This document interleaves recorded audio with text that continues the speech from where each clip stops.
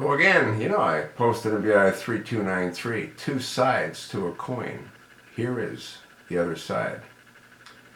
I was really surprised when I read this comment. The viewer wrote, two sides to a coin, Gabor. The policeman is lying to cover up the murder. This policeman should be charged. His wife of philander or girlfriend should come forward as a witness. Well, she already did. Common sense dictates, as a supervisor of a cafe, philander would not show himself to be a threat to this foolish, racist officer either. Well, okay, let's just try to break apart what this viewer said. The policeman should be charged because he's lying. Yet there's independent citizens that recorded the scanner information that was being relayed to the dispatcher by the policeman. And he said, I'm going to pull over a vehicle. The driver resembles the suspect in an armed robbery that took place a few days ago.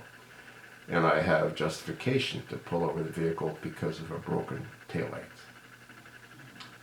So, how's he lying when his statement is being corroborated?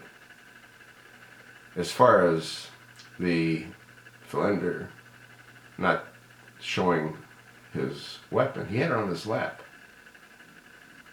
It was on his lap. And the reason I think it was on his lap is because he committed the crime. And when the policeman pulled him over, he had his gun at the ready. He didn't expect that the officer would approach him with his weapon pointed at him. That's what he didn't expect.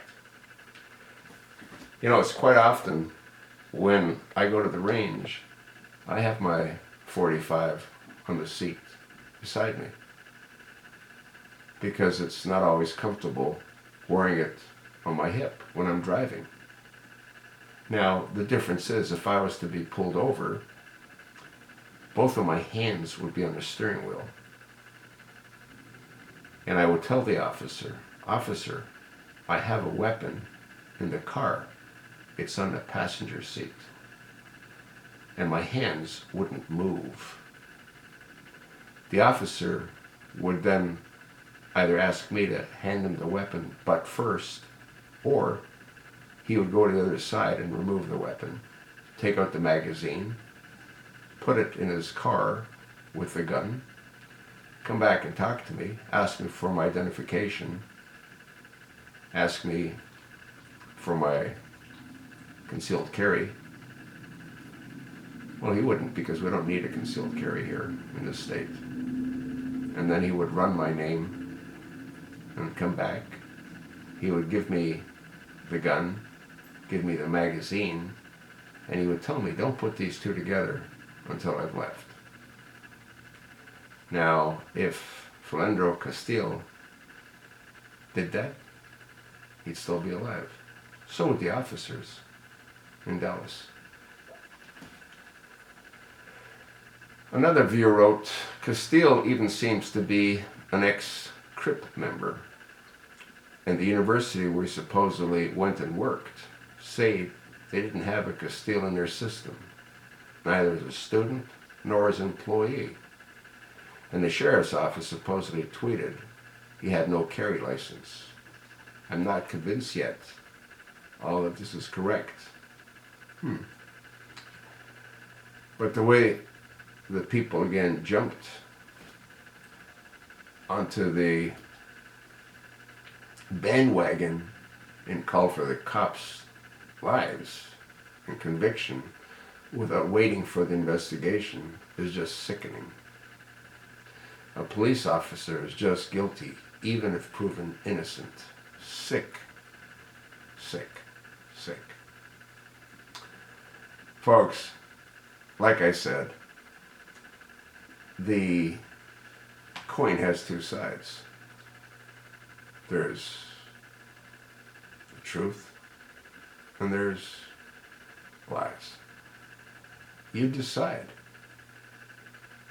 I'm convinced that it was a righteous shoot. I'm convinced the shooting of Elton Sterling was a righteous shoot. The homeless man told the police when he called 911, the man has a weapon.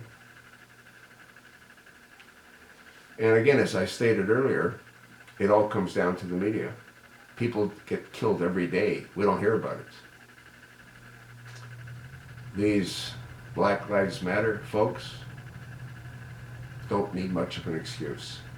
Actually, they don't need any excuse. But it helps when they have one, like they did in Ferguson, like they did in Baltimore when they burned down half the city. There'll be more. There'll be more events like this until Obama brings in his militia, the United Nations, blue-helmeted warriors. You think not? You'll see.